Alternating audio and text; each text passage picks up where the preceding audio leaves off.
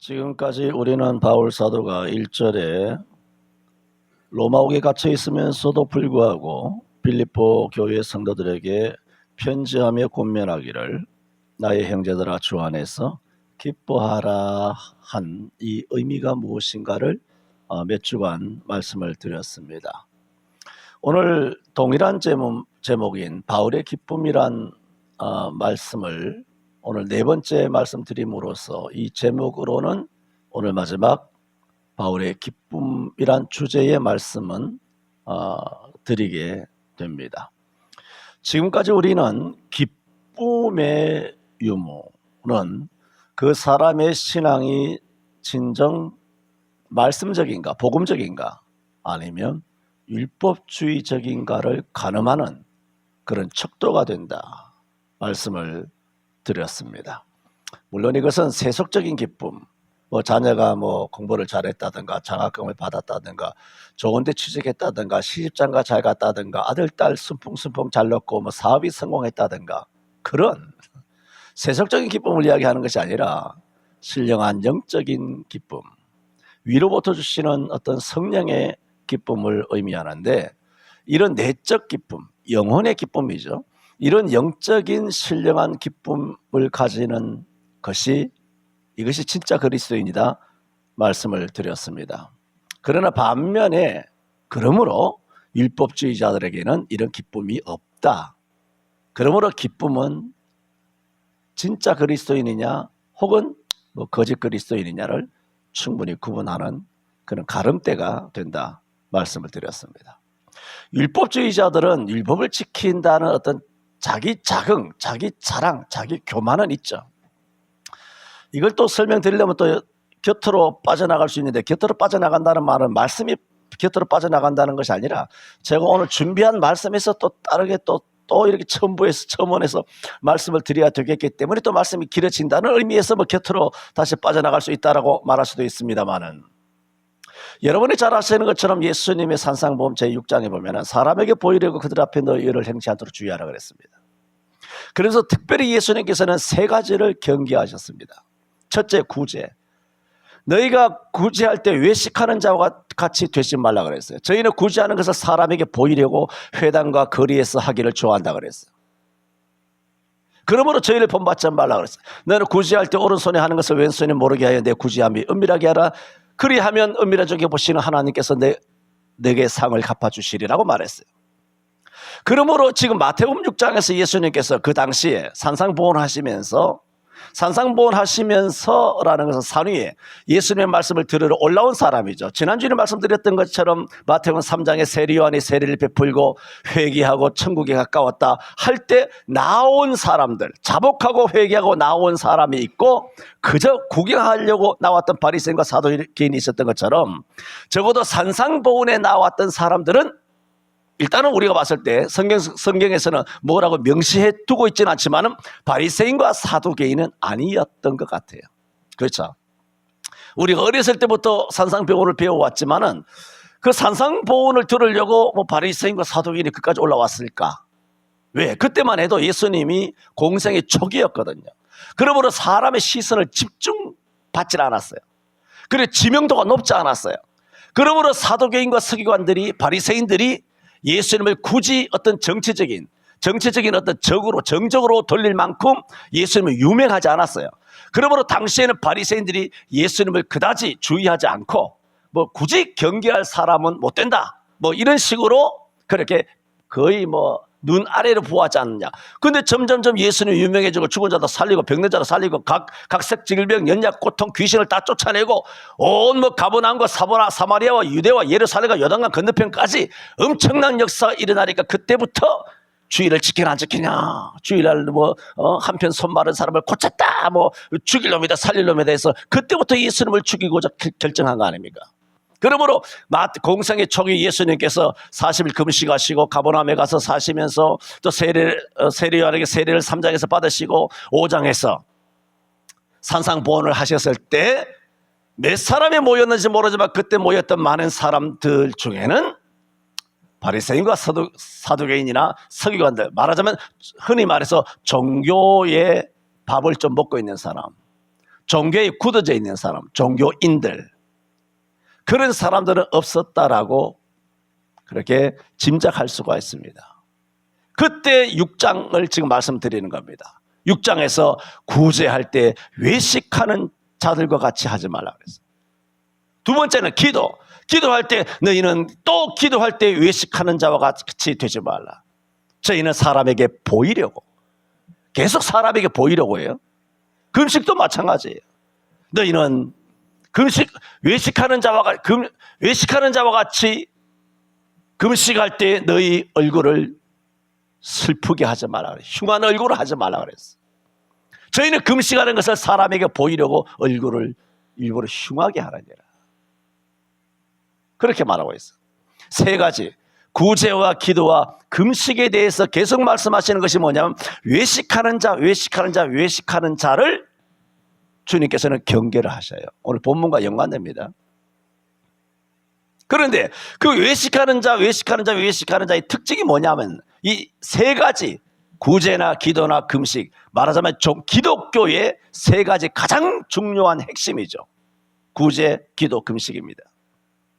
가장 산발과 같은 가장 중요한 기초를 놓고 있는 종교 행위인데, 주님께서는 외식하는 자를 경계하면서 외식하는 자의 특징을 계속 말합니다. 구제나 기도나 금식에 뭐라고 말하냐? 저들은 사람에게 보이려고 얼굴을 흉하게 한다는 거. 사람에게 보이려고 회당과 길거리 어귀에 서서 기도하기를 여호와여 주여, 사람들 다 보거든. 사람에게 보이려고 한다라고 주님께서는 경계를 하신 바가 있습니다. 그래서 제가 말씀드리는 것은 이제 기쁨을 이야기하고 있지 않습니까? 그들은 기쁨이 아니에요. 기쁨이 아니라 과시하고 싶은 거예요. 존숭받고 싶은 겁니다. 우리 목사님 찐이라, 우리 장로님 정말 훌륭하시다, 이거 받고 싶은 거예요. 사람에게 보이려고. 핵심이에요. 하여튼 이렇게 하면 죽는 날인 줄 알아야 돼요. 우리 목사님은 강단에만 쓰면 아무개 한모 집사님 그러잖아요. 갑자기 목사가 아니라 한모 집사님 그랬잖아. 목사님 강단에 올라서면 성도를 좀 칭찬도 안 해주고 맨날 올라가면 뭐 박살만 내고 두들기만 패고 하니까 교회가 부흥이 되겠습니까? 뭐 어떻게 하면서 뭐. 그런데 기도받기에 들었는데, 전에도 설교를 전에 논증을 다 했어요. 성경적인 논증을 내가 2019년도부터 발행한 설교집에 다 있어요. 마태복음 1장부터 28장까지, 마가복음 1장부터 24장까지, 누가복음 1장부터 16장까지, 요한복음 1장부터 21장, 사도행 1장부터 28장까지, 로마서 1장부터 16장까지, 고전 1장부터 16장까지. 그 모든 성경에 보면 칭찬한 말씀은 극소수예요.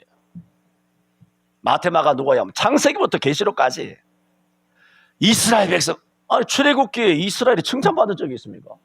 40년 광야에서 이스라엘이 칭찬받았어요? 칭찬받은 것을 한번 이야기해봐. 40년 동안 이스라엘이 도대체 뭐 해가지고 칭찬받았습니까? 모세와 아론의 입술에서 험한 말만 나왔지. 험한 말 나올 수밖에 없도록 행동했잖아요. 그 논증을 옛날에 다 했어요. 마태복음 1장, 2장, 3장, 4장 집에 가서 읽어봐.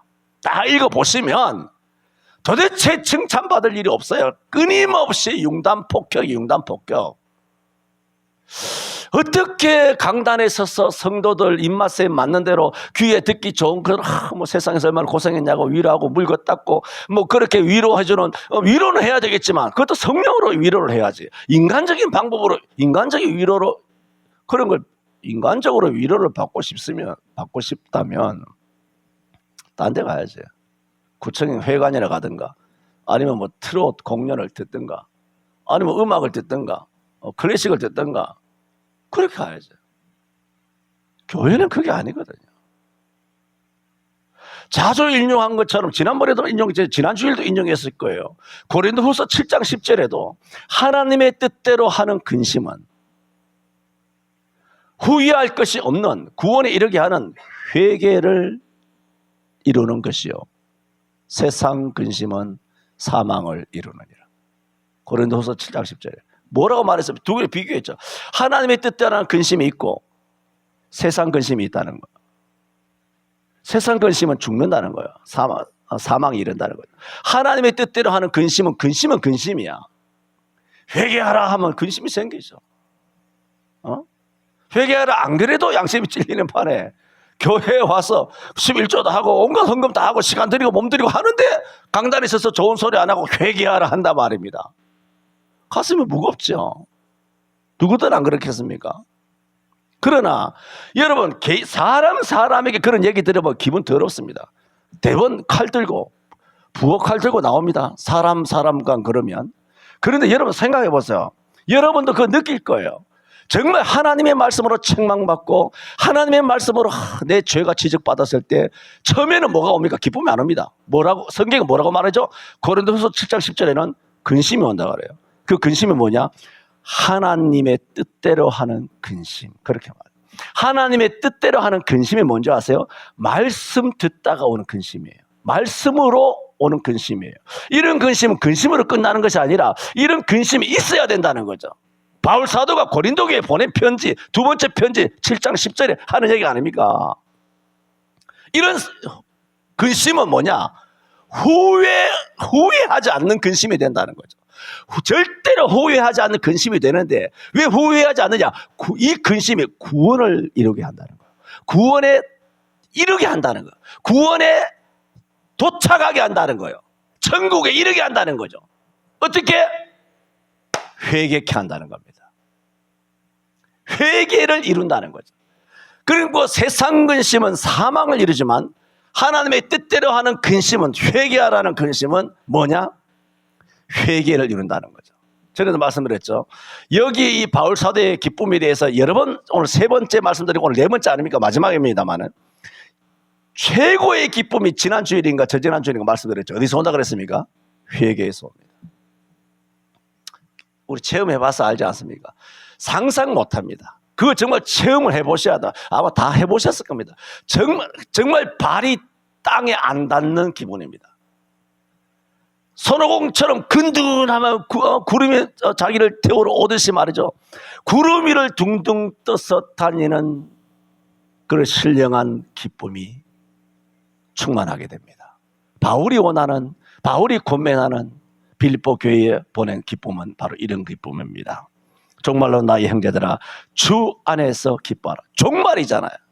지금 종말 아닙니까? 2000년 전 벌써 회개하라 했는데 도끼가 나무 뿌리 놓였다 했는데 2024년이나 지났습니다.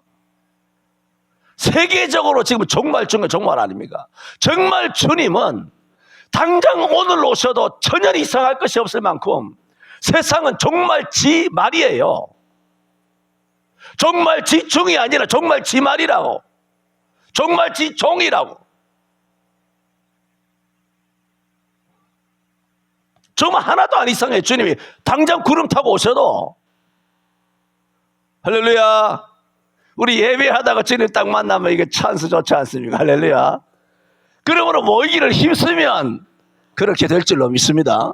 예. 반드시 그렇게 됩니다. 주님이 언제 오실까? 월화수목금토일. 이게 확률로 보면 14% 아닙니까? 일주일 중에 하루 오실 거니까 14%죠. 근데 저는 최소한 70-80% 넘는다고 봅니다. 주님이 언제 오실까? 주일날 오실 겁니다. 그러면 대부분 또 묻는다? 그러면 저 미국은 지금 토요일인데요. 그건 우리의 시간이고 예수님은 전능하시기 때문에 얼마든지 그렇게 하실 수가 있어요. 시간은 마음대로 움직이셔가지고 하실 수도 있고 막 한꺼번에 360도 전방위에서 예수님께서 그럼 어떻게 보입니까? 한국에서 보이면 저 브라질 칠레에서 예수님이 보입니까? 주님은 지구 반대편에서 내려오시는데. 근데 성경이 뭐라 그랬습니까? 번개가 통에서 서있어 번쩍이듯 인자가 임하리라 그랬잖아요. 360도 온 5대양 6대주 230개국 국경 80억 인구가 한꺼번에 주님을 볼 수 있도록 오시기 때문에 그날이 토요일이든 금요일이든 다 주일날 주님께서 임할 확률이 큰 겁니다. 저는 그렇게 생각합니다. 주일날. 그러면 주일날은 확실하게 구분되잖아요. 뭐 시험 치러 갔다든가, 아니면 캠프 갔다든가, 놀러 갔다든가, 약속에다 결혼식 갔다든가, 뭐 다 갔어. 잘 나오다 그래 빠져버렸어. 자주 설교하는 거 아닙니까? 누가복음 2장, 누가복음 4장인가요? 거기 안나 여선지자는 84년 동안, 과부된 지 84년 동안 성전을 떠나지 않고 주야를 금식하다 기도하다가 그때 누구를 만났습니까? 모세의 결례를 따라서, 할례가 아니라 결례를 행하기 위하여 아기 예수님을 안고 온 요셉과 마리아를 안나 여선지자가 예루살렘 성전에서 만난 겁니다. 옛날에 설교를 들었지 않습니까?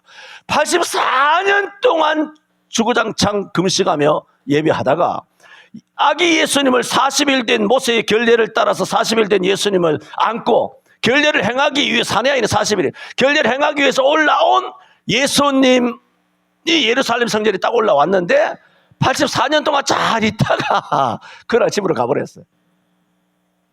그럼 안나가 아기 예수님을 안을 수 있었을까요? 아기 예수님을 보고 감동하며 감사하며 주께 영광을 돌릴 수 있었을까요? 그런 설교 많이 했죠. 지금 말씀드리는 것은 뭡니까? 기쁨에 대해서 말씀을 드리는데, 예수님께서 마태복음 6장에서 계속 경계하시는 것, 기쁨과 근심을 말씀드리는 겁니다. 세상의 근심이 아니라 정말 하나님의 뜻대로 하는 근심은 뭘 오느냐? 회개케 하여 뭐가 온다? 진짜 오늘 성경에서 말하는 기쁨을 소유하게 된다는 겁니다. 이런 기쁨이 있는 자는 진짜고, 이런 기쁨이 없는 자는 뭐 가짜다, 뭐 지옥 간다라기보다는 그만큼 신앙이 부족하고 아니면 또 가짜일 수도 있습니다. 그리고 지난 주일에는 바울 사도는 이처럼 기뻐하라 권면만 한 것이 아니라 기뻐할 수 없는 경우에도 어떻게 하면 기뻐할 수 있는가? 기쁨의 비결을 우리에게 가르쳐 주었다라고 지난주 말씀을 드렸습니다. 그런데 오늘은 무슨 말씀이냐면은 기뻐하라. 다 말씀드렸죠? 다 말씀드렸는데 이런 기쁨을 막는 것이 있어요. 주의해야 합니다. 이미 다 말씀드렸습니다만 기쁨을 막는 것이 있어요. 이것을 삼가하라. 우리에게 주의를 주고 있습니다. 뭡니까? 2절에 개들을 삼가고 행악하는 자들을 삼가고 손할례당을 삼가라 했습니다. 그래서 저는 바울의 기쁨이라는 제목으로 마지막으로 첫 번째, 바울 사도는 주 안에서 기뻐하기 위해서는 삼가해야 할 것이 있다 말하고 있음을 말씀드립니다. 개들을 삼가고 행악하는 자들을 삼가고 손할례당을 삼가라 했다. 우리가 반복하여 읽었습니다. 여러분 아시는 것처럼 바울은 가는 곳마다 오직 은혜로 또 주 예수 그리스도를 믿음으로만 구원을 받는다라고 외쳤습니다. 그런데 유대인들은 아니지 않습니까? 유대인들은 은혜로 구원받는 것도 아니고 예수를 믿음으로 구원받는 것이 아니라 오로지 모세 율법을 지킴으로 할례를 행함으로 구원을 받는다고 그렇게 뼛속 깊이 생각하고 있는 사람들입니다. 그러므로 유대인들은 바울의 복음이 달가웠을 리가 없습니다. 그러므로 흩어져 있는 유대 교포들은 가는 데마다 바울 사도의 복음을 회방하는 겁니다. 바울 사도의 복음을 반대하여서 어떤 식으로든지 아무리 그리 예수를 믿더라도 할례 받아야 돼. 할례를 받아서 먼저 유대인들에게 인정을 받는 유대인이 되어야 그 다음에 예수 믿든 말든 무슨 답이 나오지. 할례부터 받아야 돼. 예수 잘 믿는 사람도 끄집어내가지고 할례 받아야 된다. 율법 지켜야 된다. 이렇게 하면서 복음을 파괴시키고 있었더란 말입니다. 그래서 바울 사도는 이 기쁨을 뺏기지 않으려거든. 그 빌립보 교회잖아. 빌립보 교회는 이방인이잖아요. 그러므로 이방 교회에 있는 많은 교포 세력들이 가짜 유대 교사들이 이런 고린도 교회도 들어오고 빌립보 교회도 들어와가지고 예수 잘 믿는 빌립보 성도들에게 이런 덫을 놓을 수가 있으므로 이런 덫에 걸리지 말라. 이런 사람을 삼가해라. 그럴 때 이 기쁨을 잃어버리지 않을 수 있다. 그것을 권면하고 있다는 말입니다. 자, 여기서 우리가 오해하지 말아야 할 것이 있습니다. 여러분, 성경 전체가 말씀하시는 것은 율법을 지키면 구원을 받는다 라는, 보세요, 율법주의자를 경계하라는 것이지 하나님이 주신 율법을 경계하라 하신 적이 아닙니다.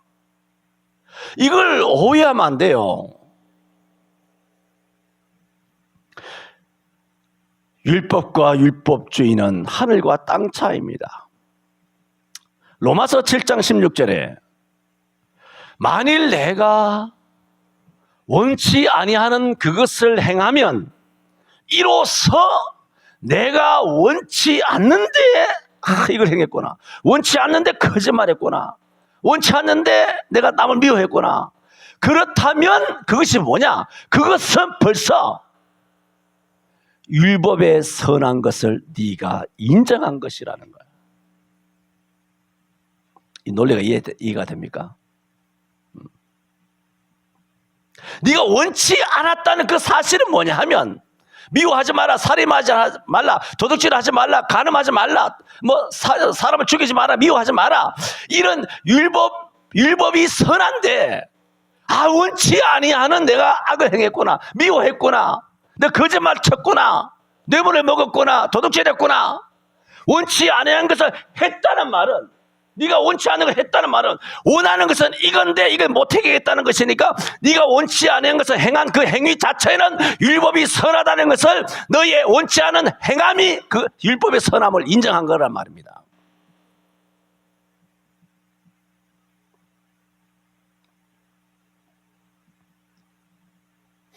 그러니까 로마서 7장 16절은 무슨 뜻입니까?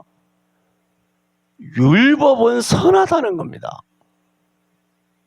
디모데전서 1장 8절에도 그러나 사람의 율법입니다. 율법을 법 있게 쓰면 율법은 선한 것인 줄 우리는 아노라 했습니다. 여러분, 율법은 하나님이 주신 것이잖아요. 모세 십계명 산회에서 주신 거 아닙니까? 그게 더럽습니까? 악합니까? 부족합니까? 모자랍니까? 말이 안 되죠. 하나님이 직접 친필로 쓰신 것은 십계명밖에 없어요. 친필로. 두 돌판도 하나님이 직접 만들었어요. 두 번째는 모세가 다듬어서 올라갔지만, 첫 번째 깨트린 것은 하나님이 친수로 이 돌판을 만드시고 친수로 쓰신 거예요. 그게 어떻게 더럽고 그것이 부족하고 부정합니까? 율법은 의롭고 선하고 거룩한 거예요. 율법은 우리로 하여금 죄를 깨닫게 하고 회개하게 하고 그리스도께로 인도하는 몽학선생 잘 알죠? 몽학선생이고, 보세요, 예수 그리스도께서도 오신 목적이 뭡니까? 율법을 폐하려 하심이 아니라 율법을 완성케 하려 오심이라고 마태복음 5장 17절에 내가 율법이나 선지자로 폐하러 온 것이 아니라 완전케 하려 함이로라 그랬어요. 산상보온 마태복음 5장. 그런데 율법이 악하다고요? 아시아입니다. 우리는 율법으로는 구원을 받지 못한다, 행함으로 구원받지 못한다, 이런 것을 어렸을 때부터 귀에 못이 박히도록 듣다가 보니, 이거 듣다 보니 자기도 모르게 율법은 나쁜 거야, 율법은 부정스러운 거야, 율법은 아니야, 이런 이상한 왜곡된 생각을 갖고 있는 거예요. 여러분, 율법이 부정한 거 아닙니다. 율법이 나쁜 게 아니에요. 율법을 지킴으로만 구원을 받는다라고 하는 율법주의는 저주를 받지만, 하나님이 주신 율법은 거룩한 거란 말입니다.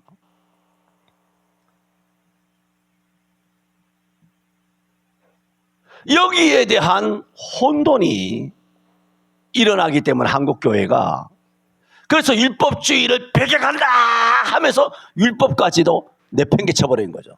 그러니까 뭐예요? 행함이 없는 거예요. 뭐 믿음으로 구원받는데요, 믿음으로 구원받는데요 하고 나가서 행동 개차반같이 하는 거야. 거짓말하고 뇌물 먹고 사람 인연과 지형과 혈연에 따라서 사람 봐주고 판결도 구부러지게 하고, 뭐 개인 정의, 사회 정의도 없고, 뭐 도덕도 윤리도 없고, 양심도 다 버려버리고, 그런 거죠 뭐.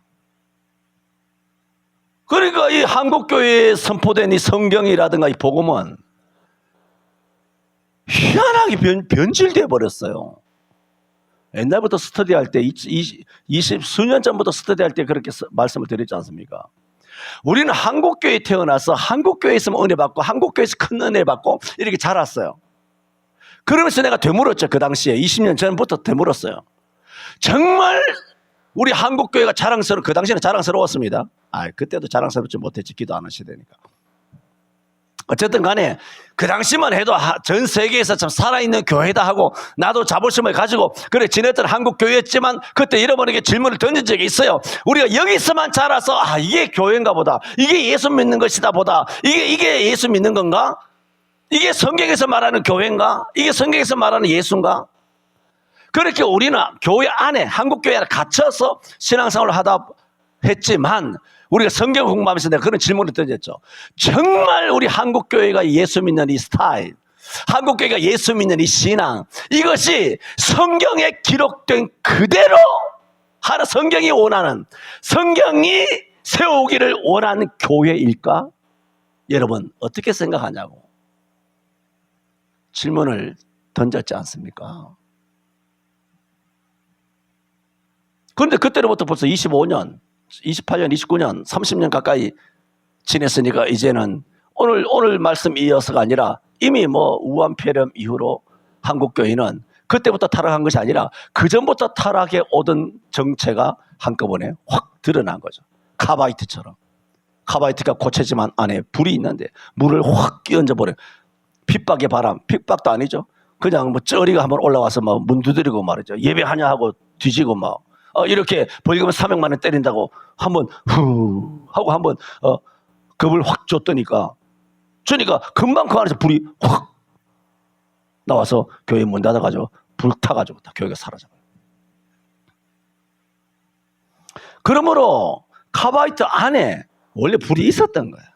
한국 교회가 어제 오늘 문재인이가 망하게 한 게 아니에요. 아시겠습니까?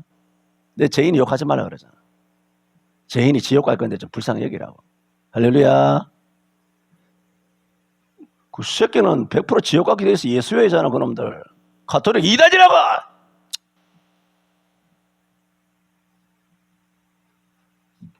우리나라 찐 빨갱이 새끼들은 다 경상도 새끼들이야. 노무현도 경상도 새끼고 문재인도 경상도 새끼고 전부 다 알아야 돼요. 그래서 내가 말씀드렸잖아. 전라도 새끼들은 경상도 새끼들한테 속아 넘어간 거라고. 말씀드렸지 않습니까? 옛날에 윤보선하고 김대중 나오기 전에 윤보선하고 박정희하고 대선에 붙었을 때 박정희가 어떻게 대통령 된 줄 알아요? 충청도, 경기도, 서울 이쪽에는 다 윤보선 맞을 거예요. 윤보선 다 찍었어요. 경상도 90%, 전라도 90% 나왔어요. 박정희 찍는데. 검색해봐. 전라도가 박정희 살린 거야. 그 당시에. 전라도 경상도가. 그때는 하나였어. 남쪽이. 왜 이렇게 됐겠어? 그건 다 말씀드렸고 했습니다만은. 그러므로 실제는 문재인이가 어떻게 한 게 아니라 실제로 안에 그 배신을 품고 있었던 거예요. 말씀도 없고 신앙도 없고 배부르고 등 따시고 그렇게 산 거야. 목사, 장로 이것들이다. 교회 전부 다, 한국교회 전부 다 몽졸이다. 그러니까 정체가 드러난 거지.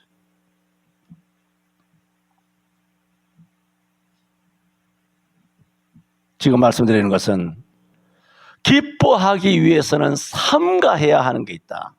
뭘 삼가해야 되느냐? 율법이 아닙니다. 이걸 제가 주의를 드리는 거예요. 대한민국 성도들은 율법을 삼가하고 있어요.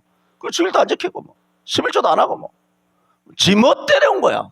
예배도 안 하고 성경도 안 읽고 전도도 안 하고 기도 멋대로 온 거야. 나 천당 간다. 천당 간다. 야, 진짜 대단하다.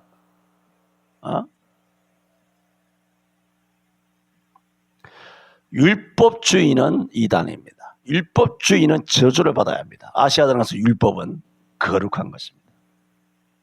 로마서 7장 7절에도 그런즉 우리가 무슨 말 하리요? 율법이 죄냐? 그럴 수 없느니라. 율법으로 말미암지 않았다면 내가 내 죄를 알지 못하였으리라. 만약 율법이 탐내지 말라 하지 아니하였다면 내가 탐내는 것이 죄인 줄 몰랐을 것이라. 율법은 선한 것입니다. 그래서 로마서 7장 12절에도 이러보건대, 로마서 7장 12절입니다. 이러보건대 율법도 거룩하며 계명도 거룩하며 의로우며 선하도다 했습니다. 그래서 바울 사도가 2절에 뭘 삼가해야 되느냐? 기쁨을 회방하는 것을 삼가해야 될 때 개들을 삼가고 행악하는 자들을 삼가고 손할례당들을 삼가라. 여기서 손할례당이 누구냐? 율법주의자예요. 여기에 우리가 덫에 사로잡히면 기쁨이 사라집니다. 아까 쭉 마태복음 6장 이야기했죠. 사람에게 보이려고. 그래서 한국교회 성도들이 100이면 99. 왜 전부 다 사람 보는 데서 뭔가 하려고 하냐. 사람 보는 데서. 100이면 99이에요. 그게 바리새인이에요. 사람 많은 데서, 사람 인정받는 데서, 사람이 보라고, 사람의 박수, 훌륭합니다.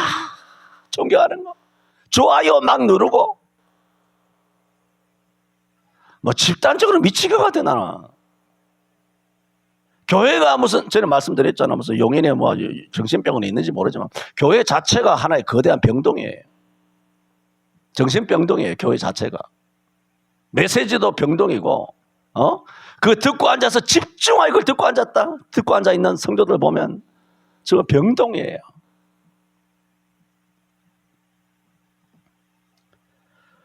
손할례당을 삼가라. 내 말이 아니라 오늘 빌립보 3장 2절에 바울 사도가 하시는 말씀이잖아요. 그것을 제가 첫 번째로 풀어서 말씀을 드린 겁니다. 그러냐? 세 가지 중에 손할례당 뭐냐? 율법주의자. 그럴 때 우리가 신령한 기쁨을 가지게 된다. 두 번째로 우리가 뭘 삼가해야 되느냐? 개들을 삼가라 그랬죠. 2절에 개들을 삼가라 그랬습니다. 유대인들은 이방인을 개로 불렀습니다. 랍비의 격언에 다른 나라 국민은 개다. 대단하죠. 그런 격언이 있습니다. 랍비에. 또 성경에는 개는 항상 더러운 짐승, 최하의 그런 짐승을 의미했습니다. 뭐 여러 가지 말씀이 있습니다만은 넘어가고, 신명기 23장 18절에 보면은 장기에 번 돈과 개 같은 자의 소득은, 여러분 보세요. 장기에, 지금 신명기 23장 18절을 지금 그대로 읽어드립니다. 장기에 번 돈과 개 같은 자의 소득은 그랬어요. 자, 이랬을 때 한번 보세요. 장기에 번 돈 그랬을 때 이 장기는 누구를 말합니까? 사람이잖아요. 안 그렇습니까? 장소입니까? 아니, 짐승입니까? 장기라고 하는 사람, 장기 짓을 하는 여자든 남자든 이래 장기로 해서 번 돈, 분명히 사람입니다. 장기가. 그 다음에 보세요. 개 같은 자, 놈자자죠. 지금 성경을 이야기하는 거예요. 이게 뭡니까? 하나님께서 모세를 통하여 뭐 하시는 거예요? 욕하시는 거잖아. 개 같은 새끼라고. 내 말이 아니잖아요. 개 같은 자. 하나님께서 사람에게 개같이 사는 사람을 개 같은 자. 한자로 말하면 개 같은 놈이란 뜻이에요. 놈자자니까. 개 같은 놈. 우리끼리 말한다고 개 같은 새끼지 뭐. 개새끼지 한마디로. 이걸 쉽게 번역한다면 장기의 번돈과 개새끼 같은 자의 그런 뜻이죠. 해석이 틀립니까? 목사님 너무 지나친 해석 아닙니까? 그럼 하나님이 지나치지 그러면. 하나님이 개 같은 자 그랬잖아. 들어보세요. 이런 두 종류의 소득은 헌금 받지 마라 그랬습니다. 어떤 그 사람이 서원을 하였든지 건축헌금을 하였든지 10억이든 100억이든 내든지 간에 하나님의 전에 가져오지 말라. 이 둘은 내 하나님 여호와 앞에서 가증한 자니라 그랬어요.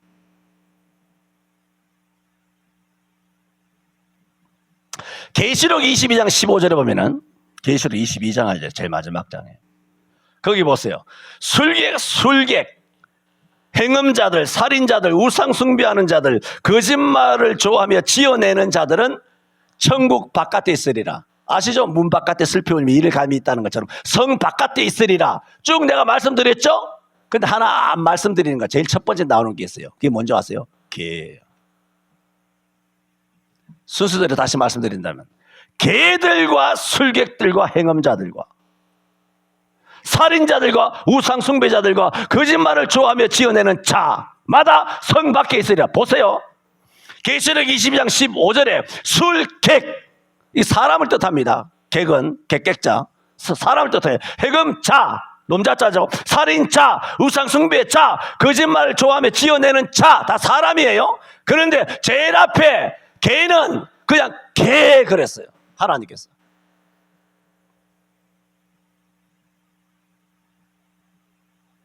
이거 개새끼란 얘기예요. 그냥 이 새끼는 짐승이라는 거예요. 개라는 개. 거기다가 놈자자를 붙일 가치도 없다는 거예요. 그래서 성 밖에 계시록 22장이니까 끝난 거 아닙니까? 구원이 다 끝나고 심판도 다 끝난 거예요. 계시록 22장은. 그런데 제일 첫 번째 나오는 대상이 누구냐면 개들과 그랬어요. 이처럼 개는 신구약 전체에서 너무 더러워서 거룩한 성 밖에 쫓겨난다는 뜻으로 하나님의 나라에 들어가지 못할 자, 서열 1위 개. 민수기 26장, 마태복음 23장 33절, 마태복음 3장, 신명기 23장, 계시록 22장. 개는 천국에 못 들어가고 지옥에 갈 자 중에서도 서열 1위를 찍고 있습니다.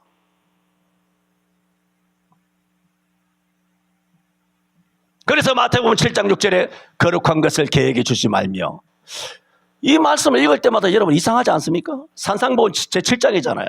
거룩한 것을 개에게 주지 말며, 개에게는 그냥 개뼈딱이나 주고, 아니면 닭뼈딱이나 주고, 아니면 뭐 흙에 묻으면 떡이나 던져주고, 뭐 식은 밥이나 물 말아서 주고, 이런 것만 주지. 왜 개에게 거룩한 것을 개에게 주지 말며, 거룩한 것을 개에게 줄 일이 없잖아요. 누가 거룩한 것을 개에게 줍니까? 줄 일이 없잖아요. 그런데 그게 무슨 뜻인가? 성경 전체를 살펴보면 개는 뭐다? 거룩한 나라에 못 들어간다. 그런 뜻이에요. 절대로 천당 못 갑니다. 개는 지옥에 꼴이 나는 영순이에요. 개가. 지금 말씀드리는 게 뭡니까?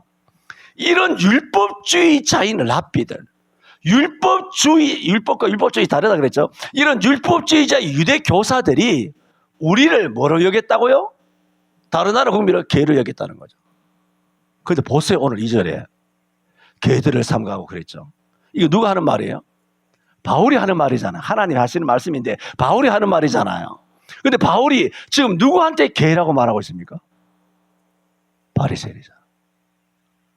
유대인들에게, 제사장에게, 목사, 장로, 교회 오래 다녔다는 것들에 대해요. 개라 그러잖아. 이게 뭡니까? 우리를 개라 하는 바리새인, 서기관, 사두개인, 제사장, 레위인들, 유대 종교자들, 율법주의자들, 거짓 교사들, 할례를 행한 사람, 우리를 개라고 하는 사람들이에요. 그 사람들이 우리를 개라고 하는 사람에게 지금 바울이 뭐 하고 있습니까? 네가 개다는 거예요. 할렐루야. 욕을 되돌려주는 거예요. 누가 하고 있습니까? 하나님. 하나님 그거 모르시겠어요? 유대인들이 우리를 개같이 여긴다는 거. 근데 하나님이 하시는 말씀 아닙니까? 니들이 개다는 거. 그게 무슨 뜻입니까? 너희는 거룩한 성에 못 들어간다. 그래서 개들이라 그랬죠. 개들을 삼가고. 왜? 그들이 행하는 일련의 할례, 손할례당, 율법을 뭐 지켜야 된다 말아야 된다 뭐 이런 식으로 행하는 행동은 왜 그들을 위해서 하나님께서는 정말 추상같이 진노하셔서 성경 도처에 그들을 개라고 하나님께 찍어버리셨냐 하면은 예수 복음을 회방하고 예수 복음을 파괴시키고 있기 때문입니다. 적그리스도입니다. 그러므로 가톨릭 뭐 말할 것도 예수에 말할 것도 없고 그런 거 말할 것도 없고요. 다 그들은 뭐냐? 개. 절대로 천당 못 들어갑니다. 문재인 절대로 천당 못 들어갑니다. 죽었다 열두번 죽었다 깨어나도 안 됩니다.